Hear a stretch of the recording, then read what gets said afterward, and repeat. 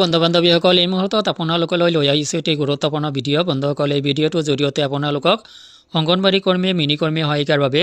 গুৰুত্বপূৰ্ণ কিছু তথ্য আপোনালোকৰ সৈতে শ্বেয়াৰ কৰিব যত্ন কৰিছোঁ বন্ধুসকল অংগনবাড়ী কৰ্মী একোগৰাকীক প্ৰতি মাহে 26,000 টকা দৰমহা পেঞ্চন 10,000 টকাৰ লগতে পিএফ আৰু ইএছআইৰ সকলো সুবিধা চৰকাৰে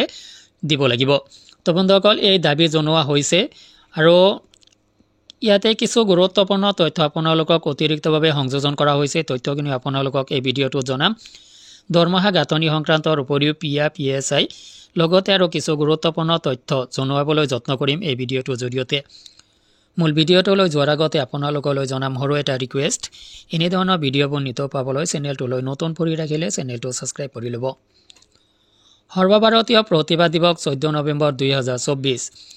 ভাৰত চৰকাৰে দাবী কৰে গুজৰাট উচ্চ ন্যায়ালয়ৰ আদেশ নিয়মীয়া কৰ্তন আৰু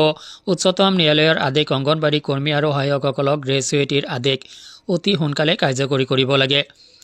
দুই নডাল এজেন্সি হিচাপে অংগনবাড়ী কেন্দ্ৰ থকা 6 বছৰৰ কম বয়সৰ শিশুৰ বাবে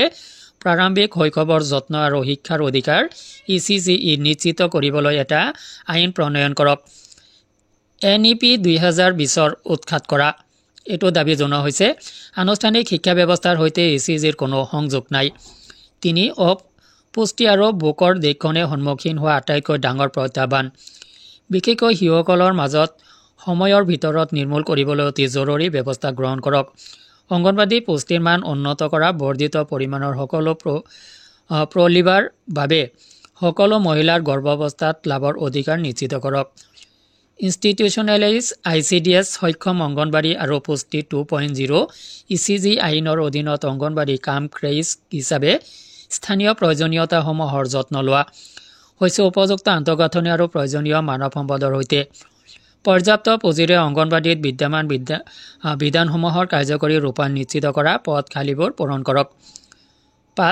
45তম আৰু 46তম ভাৰতীয় শ্ৰমিক সন্মিলনৰ চুপাৰিচসমূহ কাৰ্যকৰী কৰিবলৈ অবিলম্বে ব্যৱস্থা গ্ৰহণ কৰক আৰু তেওঁলোকক প্ৰতি মাহে নিম্নতম মজুৰি 26,000 টকা পেঞ্চন 10,000 টকা আৰু পিএফ আৰু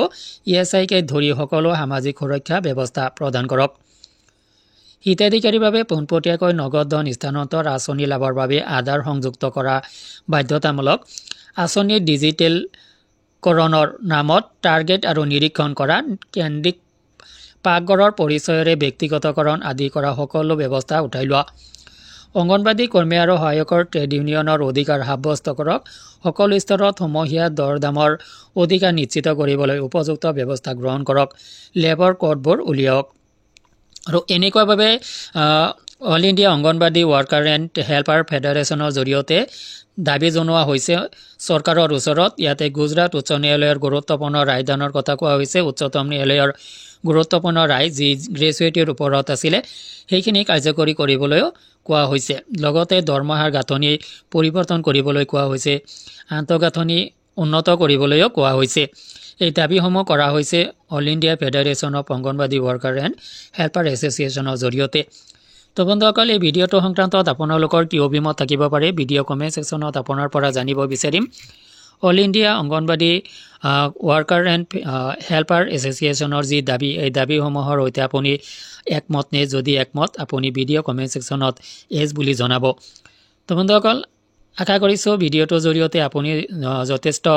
সকাহ লাভ কৰিব পাৰিব আজিলৈ এৰিছোঁ ধন্যবাদ